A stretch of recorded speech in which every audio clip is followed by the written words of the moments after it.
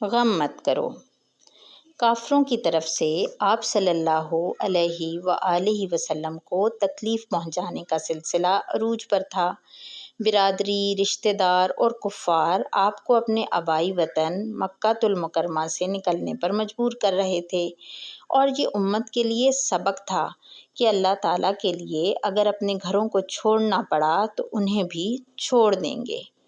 چنانچہ اللہ تعالیٰ کے حکم سے پیارے نبی صلی اللہ علیہ وسلم نے مدینہ منورہ ہجرت فرمائی۔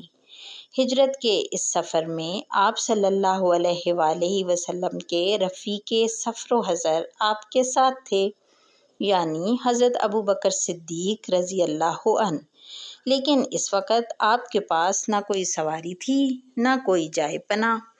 آپ صلی اللہ علیہ وآلہ وسلم کا پیچھا کرنے والے کافر سوار بھی تھے اور پیدل بھی، لیکن وہ ذات جو ناکامی کے اسباب میں سے کامیابی دے سکتی ہے، ذلت کے اسباب میں سے عزت اور موت کے اسباب میں امن دے سکتی ہے، اس نے اپنے حبیب صلی اللہ علیہ وآلہ وسلم کو اس گھبراہٹ اور پریشانی کے موقع پر امن دے کر دکھایا۔ آپ صلی اللہ علیہ وآلہ وسلم کو حکم ہوا کہ ایک غار میں پناہ لے لیں۔ آپ صلی اللہ علیہ وآلہ وسلم اور حضرت ابوبکر صدیق رضی اللہ عنہ نے غار ثور میں پناہ لے لی۔ کافر غار کے دھانے تک آ پہنچے اور قریب ہی تھا کہ اندر داخل ہو کر ان دونوں کو پکڑ لیں۔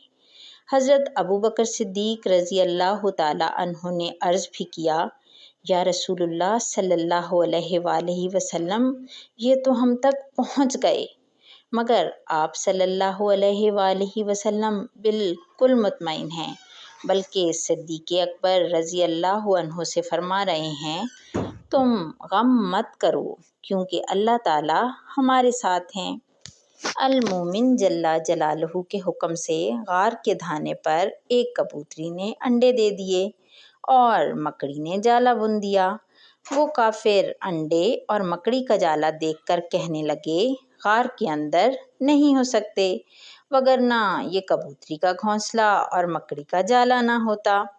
المومن جل جلالہ نے اپنے رسول صلی اللہ علیہ وآلہ وسلم اور ان کے ساتھی کو امن دے کر دکھا دیا کہ امن دینے والی ذات صرف ایک اللہ ہی کی ہے۔